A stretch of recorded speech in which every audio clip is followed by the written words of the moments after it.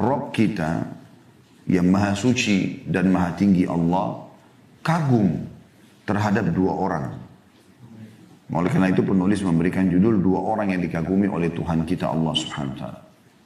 Diambil daripada potongan hadis ini, Rabb kita yang maha tinggi dan maha mulia, maha suci kagum terhadap dua orang. Seseorang yang meninggalkan pembarikannya, tempat tidurnya dan selimutnya di antara keluarga dan kampungnya menuju sholatnya. Maka Tuhan kita berfirman, wahai para malaikatku, lihatlah hambaku, dia bangkit dari kasurnya dan pembaringannya di antara kampungnya dan keluarganya menuju sholatnya karena menginginkan pahala yang terdapat di sisiku dan takut terhadap azab yang terdapat di sisiku. Dan yang kedua yang dikagumi oleh Allah Subhanahu wa taala, orang yang berperang di jalan Allah yang maha tinggi dan maha pemurah. Mereka kalah, sedangkan dia mengetahui dosa yang diterimanya karena lari dari medan perang. Dan pahala yang diperoleh pahala yang diperolehnya karena kembali ke medan pertempuran. Dia pun kembali, si mujahid tadi, hingga darahnya tertumpahkan karena menginginkan pahala yang ada di sisiku dan takut terhadap azab yang ada di sisiku. Maka Allah Azza wa Jal, Allah yang maha mulia dan maha tinggi, berfirman kepada para malaikatnya, lihatlah hambaku, dia kembali karena menginginkan pahala yang ada di sisiku dan takut terhadap azab yang ada di sisiku hingga darahnya tertumpahkan. Diriwayatkan Ahmad dan juga Abu Dawud. Seperti biasa teman-teman sekalian, insya Allah kita akan coba bedah ya, hadis ini. Semoga Allah Subhanahu wa taala mudahkan dan berkahi poin-poin yang kita bisa jadikan sebagai bahasan dan juga mengambil pelajaran dan ilmu yang sangat luas dari hadis baginda Nabi sallallahu alaihi wasallam ini.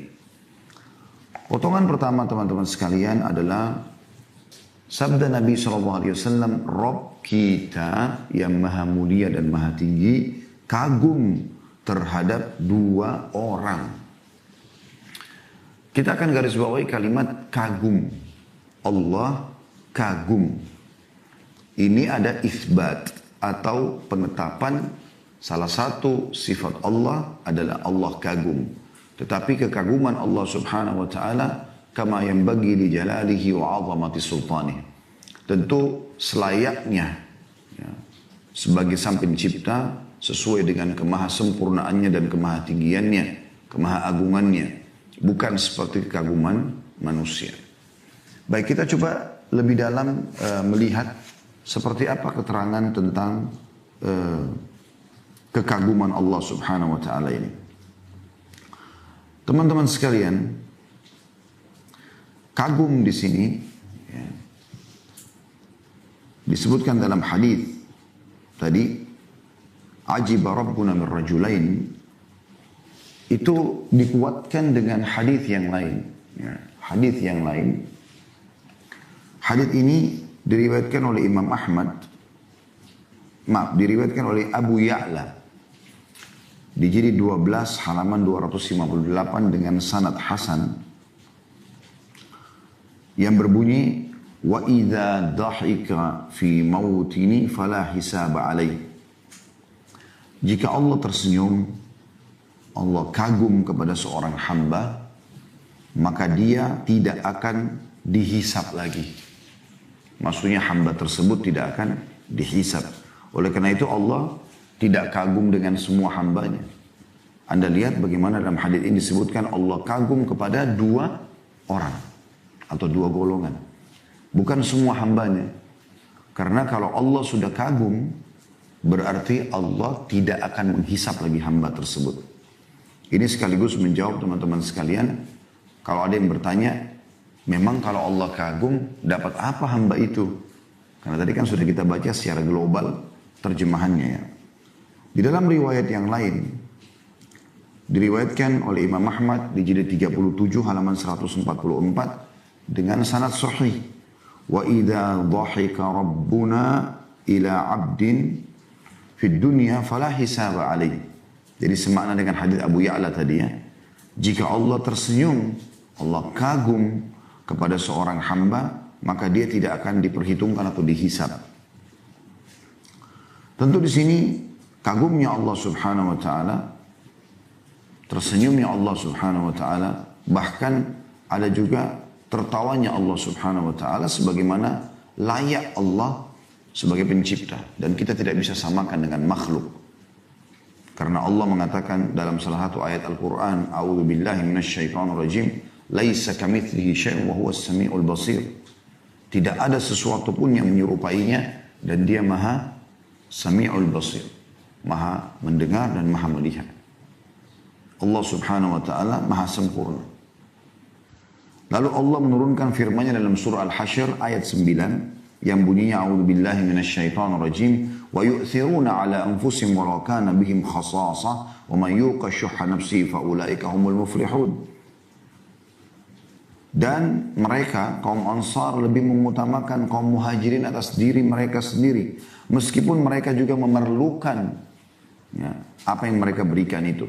Dan siapa yang dijaga dari sifat kekikirannya, terkikis habis sifat kikirnya, maka mereka adalah orang-orang yang beruntung.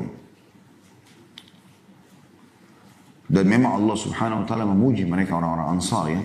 Suka sekali memberikan ya, kepada orang-orang ya, apa yang mereka miliki. Bahkan ada di antara mereka yang punya rumah di sebelah masjid Nabi SAW. Lalu mereka berikan kepada orang-orang muhajir. Mereka pun pindah ke pinggiran Madinah. Anda bayangkan kalau di Jakarta Anda punya rumah di Menteng. Kemudian Anda tinggalkan itu. Ya, Anda tidak di situ. Seperti itulah ya. Allah Subhanahu wa taala juga kagum dengan anak muda. Tentu di sini dalam hadis disebutkan dua ya. Di dalam hadis yang diriwayat Imam Ahmad, kata Nabi SAW, yu'jibu rabbuka min syabin laysat lahu sabwah. Sesungguhnya Tuhanmu atau Tuhan kalian kagum kepada anak muda yang tidak mengikuti sabwah. Dan sabwah artinya hawa nafsu yang cenderung pada perbuatan maksiat. Ya. Dia tidak ugal-ugalan, tidak ikutin seks bebas, minuman keras, coba ini, coba itu. Karena umumnya anak muda seperti itu. Tapi Allah kagum justru anak muda yang luar biasa. Mereka justru di masa mudanya hafal Al-Quran, di masa mudanya mereka sholat malam, di masa mudanya mereka bakti sama orang tua. Maka ini juga ada kalimat kagum, yu'jib. Seperti itulah. Ini pelajaran pertama daripada hadis kita. Kemudian teman-teman sekalian, kita akan masuk ke potongan yang kedua dari hadis. Allah kagum terhadap dua orang. Yang pertama adalah seseorang yang meninggalkan pembaringannya dan selimutnya di antara keluarga dan kampungnya menuju sholatnya. Menuju sholatnya. Di sini teman-teman memiliki dua makna. Bisa bermakna dia bangun pada saat dia lagi enak-enaknya tidur di atas tempat tidurnya yang empuk, apalagi kayak zaman kita sekarang di udara yang sejuk, dinginnya AC, ada istri di sebelah ya, yang mungkin bisa melayani dia setiap saat gitu kan. Justru dia bangun untuk mengerjakan sholat malam.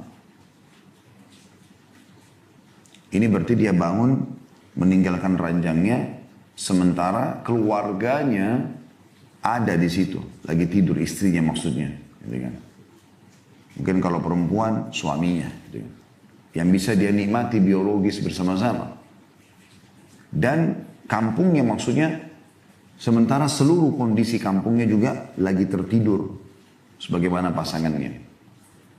Ini makna yang pertama. Makna yang kedua adalah juga sama, dia terbangun, meninggalkan keluarganya, tempat tidurnya, selimutnya.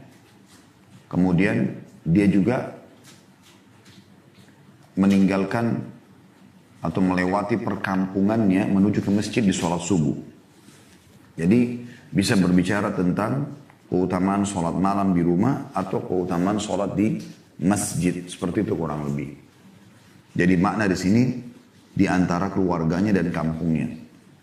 Bisa bermakna tadi adalah dia bangun di rumahnya saja dia sholat malam. Jadi dia tinggalkan ranjang istrinya, ranjang suaminya untuk sholat malam, sementara pasangannya lagi istirahat tidur, lagi enak-enaknya tidur, dan orang kampungnya pun begitu, lagi senyap semuanya. Atau bisa bermakna dia meninggalkan ranjangnya dan juga perkampungan dan melewati perkampungan-perkampungan atau rumah-rumah di perkampungan itu menuju ke masjid untuk sholat. Kurang lebih seperti itu. Kita akan bahas dulu teman-teman sekalian tentang masalah pasangan yang bangun di malam hari. Ya, pasangan yang bangun di malam hari. Dan ini bagian daripada agama kita. Hanya saja dianjurkan agar pada saat Anda bangun sholat malam, ajak pasangan Anda. Bangunkan dia supaya Anda selain mendapatkan keutamaan sholat malam, Anda juga akan mendapatkan doa Nabi SAW, mendapatkan rahmat. Renungi hadisnya, di mana Rasulullah SAW dalam hadis An-Nasa'i dengan sanad sahih bersabda, rahimallahu rajulan qama minal laili fasalla wa ayqadha imra'atahu fasallat fa in abat rasya fi wajhiha al-ma'. Rahimallahu imra'atan qamat minal laili fasallat wa ayqadhat zawjaha fasalla fa in aba rasyat fi wajhihi al-ma'. Semoga Allah senantiasa merahmati seorang laki-laki atau suami yang bangun di waktu malam lalu sholat, dan ia pun membangunkan istrinya lalu istrinya juga ikut sholat. Di sini rahmat Allah Subhanahu wa taala datang kepada dia, selain memang sudah punya keutamaan sholat malamnya dan sepertiga malamnya kalau di sepertiga malamnya, tapi khusus mengajak pasangan sholat ini dapat doa rahmat. Ayo sholat yuk, kita ajak. Apalagi kalau pasangannya ikut sholat, dia juga dapat pahalanya. Bila istrinya tidak mau bangun, ia percikkan sedikit air ke wajahnya. Maksudnya untuk menghilangkan kantuknya. Begitu juga sebaliknya, kata Nabi SAW, semoga Allah merahmati seorang perempuan atau istri yang bangun di waktu malam, lalu ia sholat. Dan ia pun membangunkan suaminya. Bila suaminya enggan untuk bangun, ia pun memercikkan air ke wajahnya. Nah, berarti ini memang ada anjuran untuk bangun sholat malam dan menjadikannya sebagai program dalam rumah tangga. Seperti itulah. Program dalam rumah tangga, saling membangunkan. Ya. Di sini perlu digarisbawahi, ada sebuah poin penting sekali, walaupun bukan sesuatu yang sangat besar, tetapi faedahnya luar biasa, yaitu potongan sabda Nabi SAW, semoga Allah merahmati seorang laki-laki yang bangun di waktu malam, lalu sholat. Perhatikan, lalu sholat. Artinya, dia wudu, kemudian dia sholat. Mungkin dia sholat 2 rakaat dulu misalnya, ya. Dan setelah itu, ia pun membangunkan istrinya. Dan istrinya ikut sholat. Jadi, bisa bermakna membangunkan pasangan pada saat selesai wudu, bangunkan pasangan untuk sholat sama-sama yuk, gitu loh, ya. Kemudian dia sholat. Kalau pasangannya bangun, alhamdulillah. Kalau tidak, dia sholat, kemudian dia percikan air di wajahnya. Atau, dia bangun, dia sholat dulu 2 rakaat, ya. Setelah dia sholat, kemudian dia bangunkan keluarganya. Ayo ikut sholat yuk, misalnya. Tapi dia udah ada sholat yang dia kerjakan, gitu kan. Supaya pada saat dia ajak pasangannya sholat, memang dianya sendiri sudah mengerjakan itu. Sehingga dia masuk juga dalam hukum yang lain, yaitu memanggil orang lain mengerjakan sementara dia sudah mempraktekkannya. Ini sendiri punya hukum syar'i di sini. Ya. Dan ini kepekaan dalam memahaminya tentu teman-teman sekalian. Jadi memang dia mengamalkan dulu baru kemudian dia membangunkan pasangannya. Juga bisa bermakna, dan ini juga masuk dalam makna hadis adalah dia bangun sholat malam, kemudian dia bangunkan keluarganya. Ayo sholat yuk. Misalnya belum mau bangun, dia sholat dulu. 2 rakaat salat, dia bangun lagi. Ayo sholat yuk. Belum mau bangun, dia sholat lagi kembali. Kalau dia sudah bangunkan bolak-balik tidak mau, dipercikkanlah air di wajahnya. Seperti itulah. Dan percikan air ini, kata para ulama atau sebagian ulama, dilakukan pada saat sudah dibangunkan, ya, berulang kali dan dia tidak mau. Jadi bukan baru, ayo bangun, langsung dipercikin. Bukan begitu. Tetapi dia memang dibangunkan dengan penuh cinta, kasih sayang. Ayo sholat berjamaah yuk, dan seterusnya misal. Baru kemudian, kalau dia sudah nolak, kita udah sholat. Ya, baru kemudian kita bangunkan. Dan ini pernah dicontohkan oleh Umar bin Khattab. Beliau kalau bangun sholat malam, beliau sholat saja. Dan kalau sudah tersisa sedikit waktu dari malam hari, dia bangunkan keluarganya. Bangunkan istrinya, bangunkan anaknya, suruh sholat.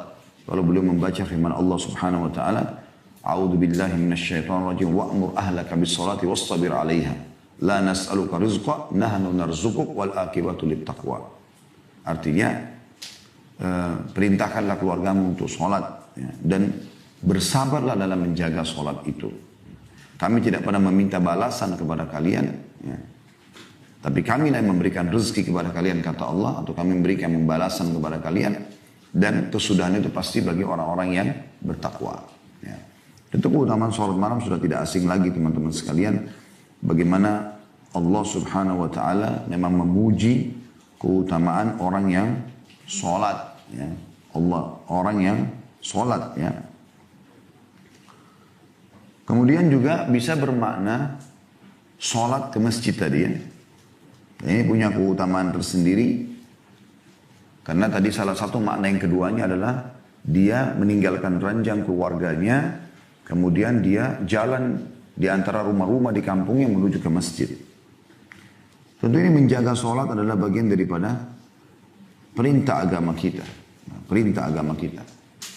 Saya menyebutkan di sini tentang keutamaan sholat.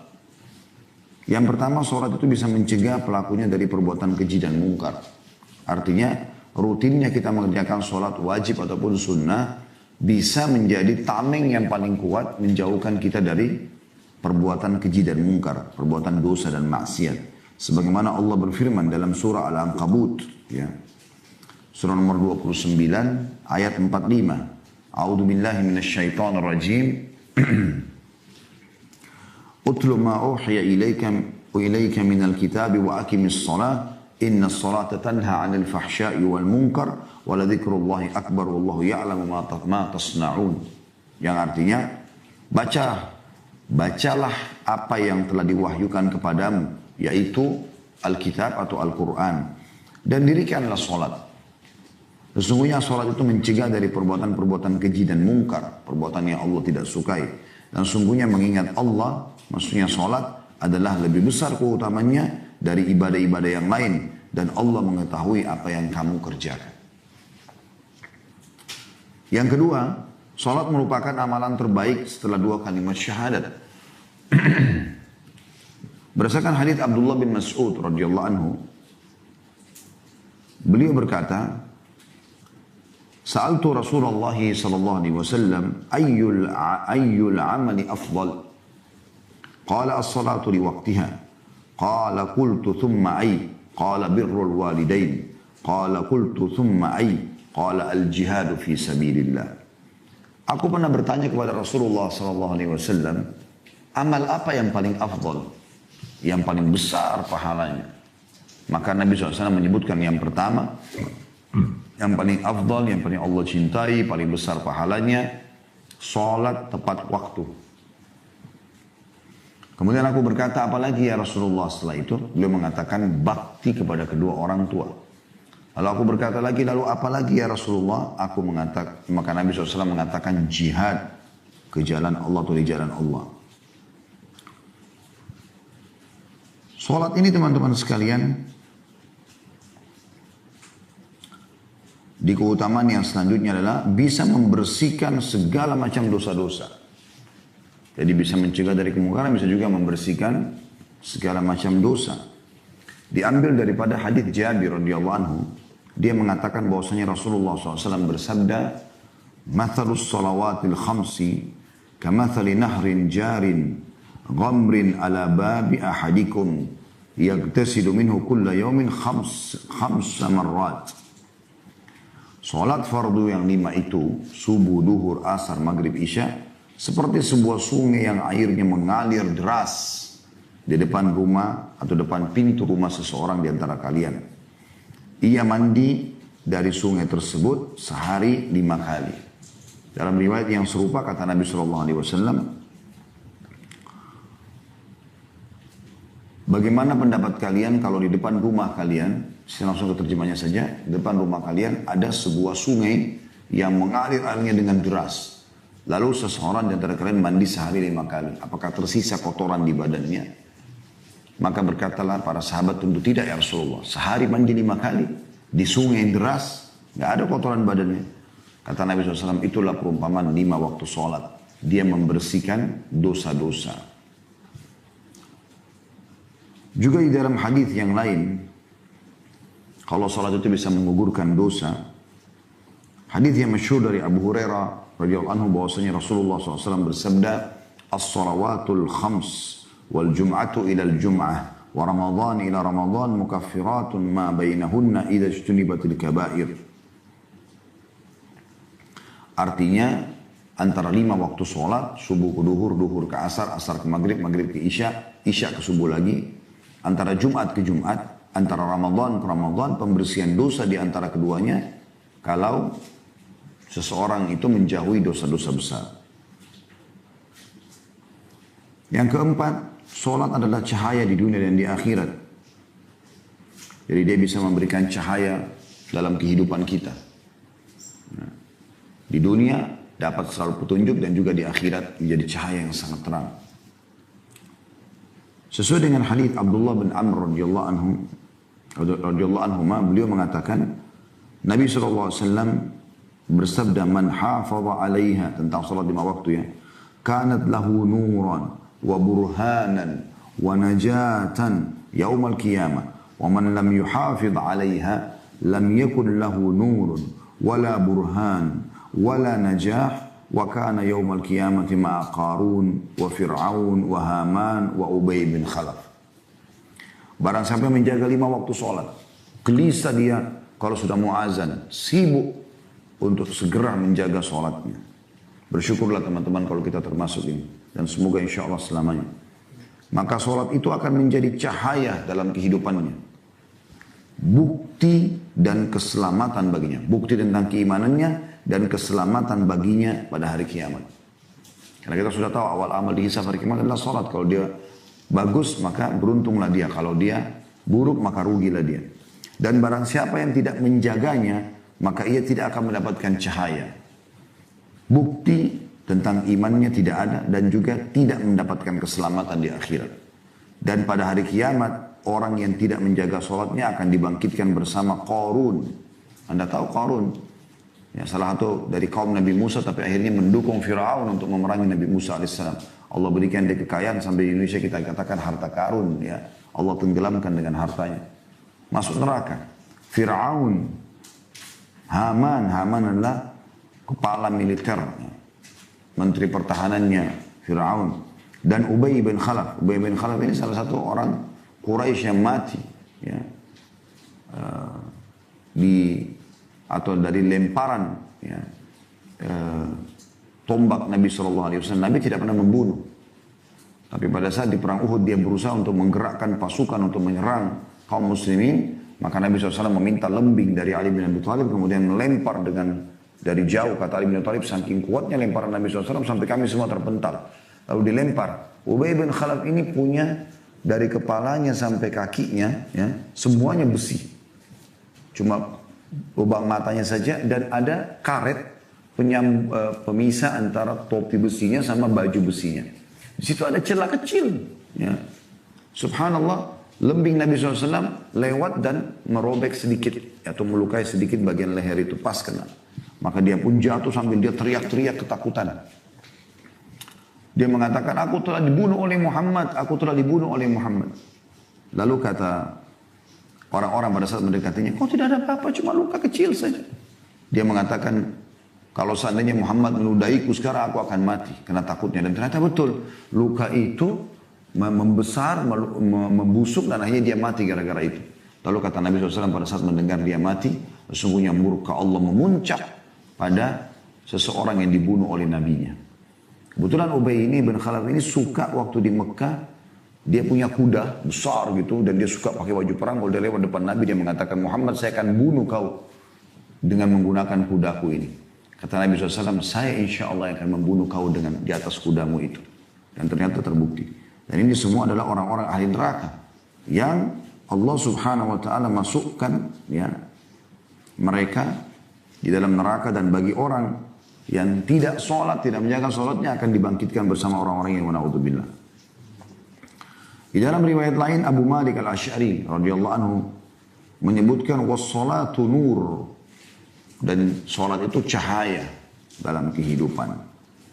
Juga hadits Buraidah radhiyallahu anhu bahwasanya Nabi SAW bersabda, "Basyiril masya'ina fi dhulmi ilal masajid bin nurit tam yaumal qiyamah." Beritakan, berilah kabar gembira bagi orang yang berjalan ke masjid dalam keadaan gelap subuh hari, ya, bahwa ia akan mendapatkan cahaya yang sempurna pada hari kiamat. Jadi punya keutamaan sholat itu, gitu kan. Yang kelima, Allah mengangkat derajat dan menghapuskan, ya, Allah mengangkat derajat dengan sholat itu sendiri. Sebagaimana sabda Nabi SAW dari hadis Thauban radhiyallahu anhu, "Alaikum bikathratis sujud fa innaka la tasjudu lillahi sajdatan illa rafa'aka Allah biha darajah wa hatta anka biha al-khati'ah." Yang artinya perbanyaklah sujud, perbanyaklah sujud. Karena kamu tidak sujud sekali saja untuk Allah. Untuk sini maksud adalah sholat terutama ya. Kecuali Allah akan angkat derajatmu. Satu kali sujud satu derajat. Dan akan dibersihkan darimu satu dosa. Aman yang luar biasa. Yang keenam, sholat termasuk faktor yang paling utama membawa orang masuk ke dalam surga. Ya. Begitu juga teman-teman sekalian, kita masuk ke lebih dalam masalah tadi. Makna yang kedua dari hadis ini yaitu pergi ke masjid ya. Anda kalau menuju ke masjid, melangkah, akan dicatat kebaikan, pahala sendiri setiap langkahnya. Meninggikan derajat, menghapus dosa. Dalam hadis yang sahih dari Abu Hurairah radhiyallahu anhu bahwasanya Rasulullah SAW bersabda, "Man tatahhara fi baitihi, thumma masya ila baiti min buyutillah, liyaqdiya faridatan min faraidillah, kanat khatwatahu ihdahuma tahuttu khati'a wal ukhra tarfa'u darajat." Barang sampai bersujud di rumahnya, lalu ia berjalan menuju ke salah satu dari rumah-rumah Allah untuk menunaikan sholat fardu, maka yang satu langkahnya dari dua langkahnya akan menghapus dosanya, yang satu lagi akan meninggikan derajatnya. Hadis sahih riwayat Muslim. Juga sabda Nabi SAW, "Idza tawadda ahadukum fa ahsana al-wudu' ثم خرج إلى المسجد لم يرفع قدمه اليمنى إلا كتب الله عز وجل له حسنة ولم يضع قدمه اليسرى إلا حط الله عز وجل عنه سيئة." Jika salah sholat di antara kalian berwudu, dia berwudu dengan baik dan benar, dia sempurnakan, lalu dia keluar menuju ke masjid, maka dia tidak mengangkat kaki kanannya untuk melangkah kecuali Allah menuliskan satu kebaikan setiap langkah. Setiap kaki kanan, ya, kita kan biasa angkat kanan, kiri di bawah. Kita angkat kiri, kanan di bawah gitu kan. Setiap diangkat kanan, maka dicatatkan satu pahala. Ya. Dan kaki kirinya, kalau diangkat maka menghapuskan satu dosa. Saya pernah coba teman-teman itu. Saya pernah ngontrak sebuah tempat waktu itu di Makassar. Waktu awal-awal kami balik dari Madinah dulu. Awal saya menikah tahun 99. Saya kontrak sebuah rumah. Rumah itu berhadapan langsung dengan masjid. Jadi hanya ada ukuran mungkin 2 mobil pas ngepres di dalam sebuah jalan kecil gitu ya. Kalau kita hitung 2 mobil ngepres sekali, itu 2 di situ bisa. Cuma melangkah. Ya mungkin ukuran berarti sekitar 4 meter atau 4,5 meter ya. Antara rumah kontrakan ini sama masjid. Saya pernah hitung dari pintu rumah, ya, dari pintu rumah. Saya pernah hitung dari pintu rumah, keluar, melangkah ke pintu masjid ya. Sampai pintu masjidnya, itu kurang lebih 50 langkah. Kurang lebih 50 langkah. Dan itu luar biasanya, saya juga terkaget pada saat itu. Artinya, hanya dari pintu rumah, melangkah normal, 1, 2, 3, mungkin dari pintu rumah itu ke pagar sekitar mungkin 4 meteran juga barangkali ya, 3-4 meter.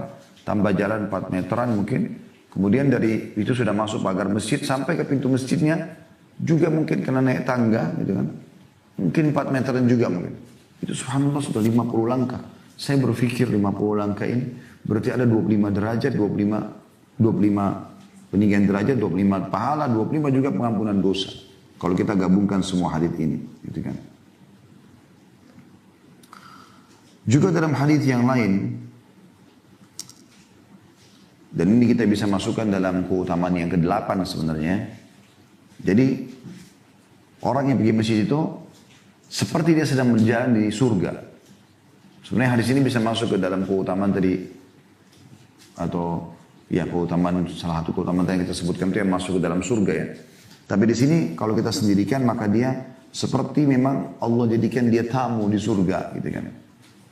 Kata Nabi SAW dari hadis Abu Hurairah radhiyallahu anhu, man ghada ila al-masjid wa raha a'adda Allahu lahu nazlatan minal jannati kullama ghada aw raha.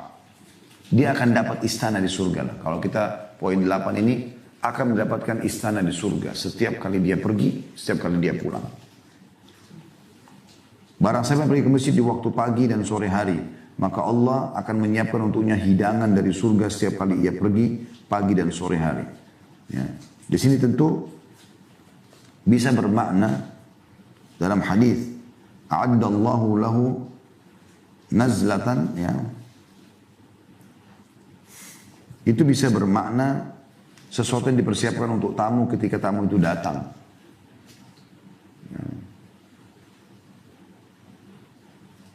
Kemudian yang ke-9, dengan sholat juga Allah akan menyelamatkan hambanya pada hari kiamat.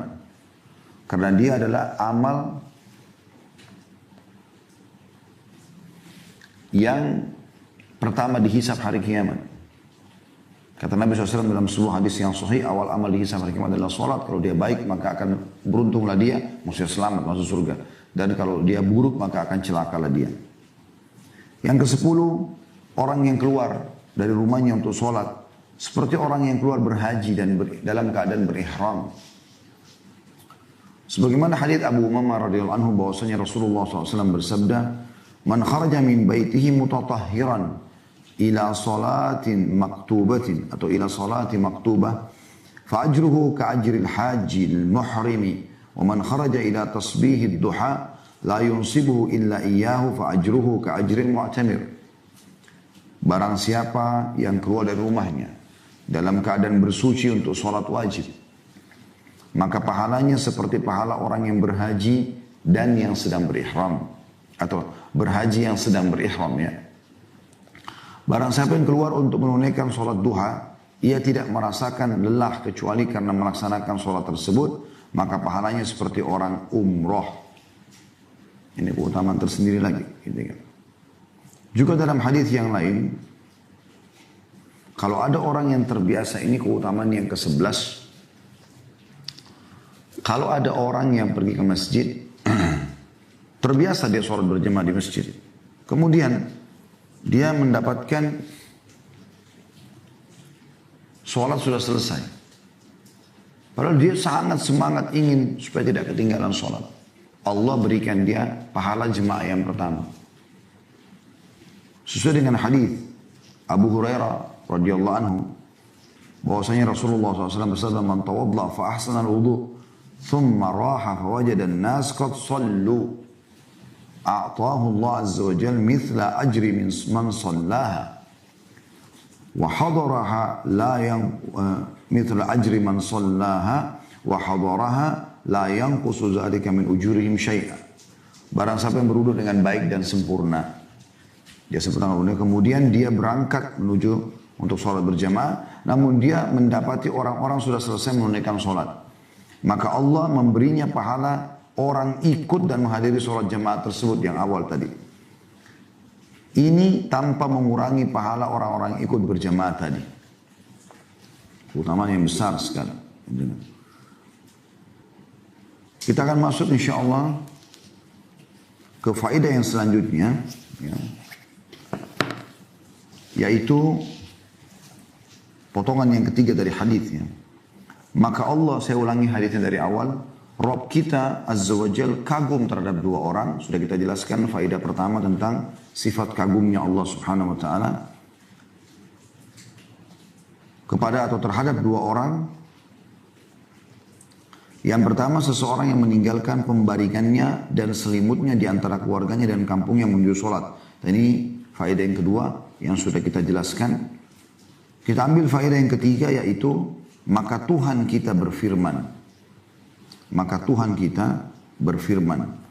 Di sini teman-teman sekalian ada isbat sifat kalamnya Allah. Isbat atau penetapan tentang sifat berbicaranya Allah. Ya. Sedikit kita bahas tentang faedah yang ketiga ini teman-teman sekalian. Bahwasanya Allah Subhanahu wa taala berbicara. Dan ini diimani apa adanya. Karena memang Allah Subhanahu wa taala menyebutkan hal tersebut ya, di dalam banyak ayat-ayatnya. Di antaranya surah Al-Baqarah, kalau Anda mau catat, Al-Baqarah surah nomor 2 ayat 253. Al-Baqarah surah nomor 2 ayat 253 yang bunyinya A'udzubillahi minasyaitonir rajim. Tilkar rusulu faddalna ba'dahum ala ba'd minhum man kallamallah. Al-ayat. Artinya rasul-rasul itu kami lebihkan sebagian mereka atas sebagian yang lainnya. Kita tahu ada 313 rasul dari 124 ribu nabi. Dan dari 313 rasul Allah dahulukan lagi ulul azm 5. Nuh, Ibrahim, Musa, Isa dan Muhammad alaihi wassalatu wassalam. Lalu Allah kerucutkan lagi kepada pemimpin seluruh anak Adam termasuk pemimpin seluruh nabi-nabi adalah Nabi Muhammad sallallahu alaihi wasallam. Kata Allah SWT dalam Al-Baqarah 253, rasul-rasul itu kami lebihkan sebagian mereka atas sebagian yang lain. Di antara mereka ada yang Allah berkata-kata secara langsung dengannya atau berbicara langsung dengannya. Jadi Allah menyebutkan masalah itu. Begitu juga dalam surah An-Nisa, surah nomor 4 ayat 164. Ya, An-Nisa, surah nomor 4 ayat 164, di mana Allah Subhanahu wa taala memastikan kalau Allah berbicara sama Musa langsung alaihi salatu wassalam. A'udzubillahi minasyaitonir rajim wa kallamallahu Musa taklima. Dan Allah berbicara secara langsung kepada Musa.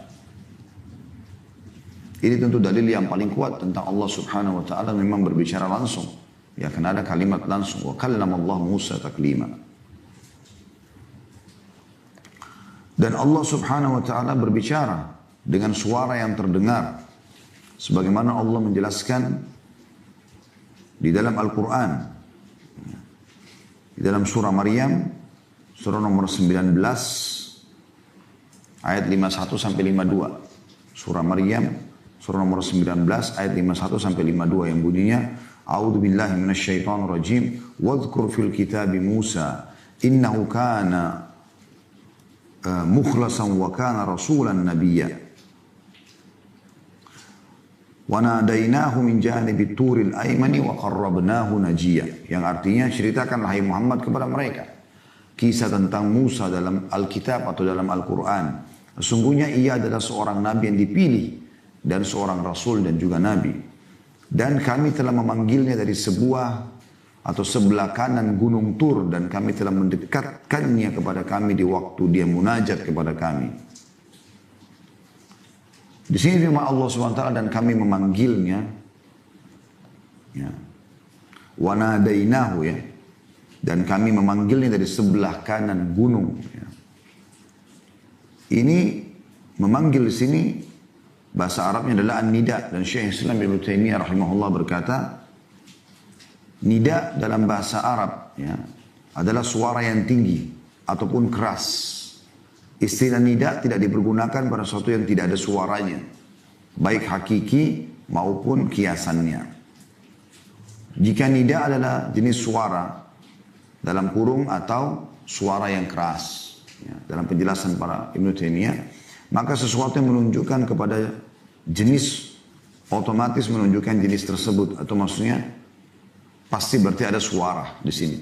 Diambil dari Majmu' Fatawa jilid 6 halaman 531.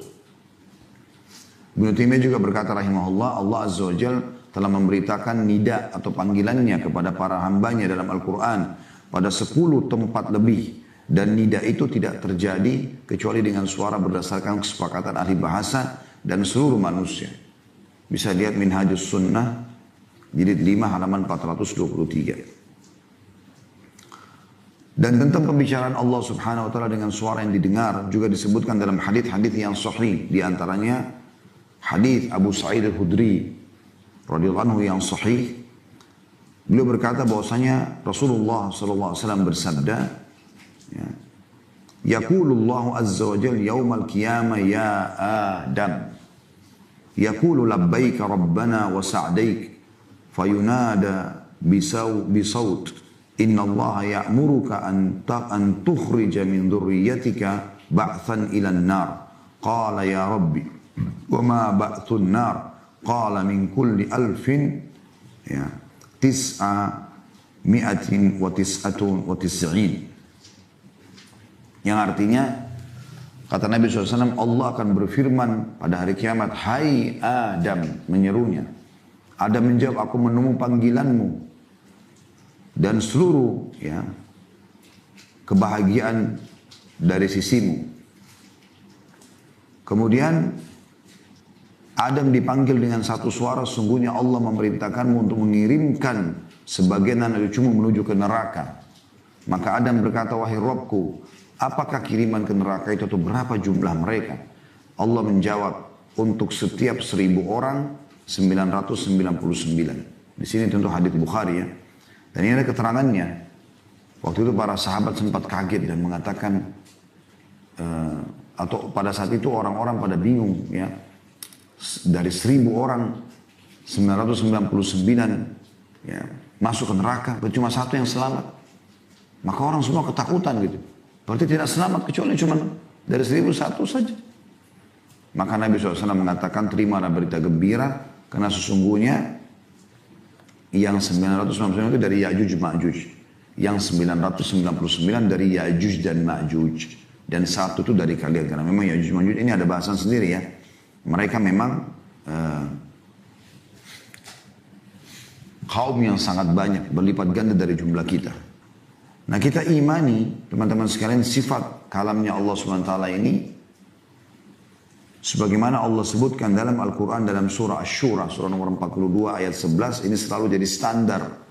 Ayat ini dalam sama nama dan sifat Allah dan tidak boleh dialihkan. A'udzu billahi minasyaitonir rajim, laisa kamitslihi syai' wa huwas samiul basir. Tidak ada satupun yang serupa dengan dia dan dialah yang maha mendengar lagi maha melihat.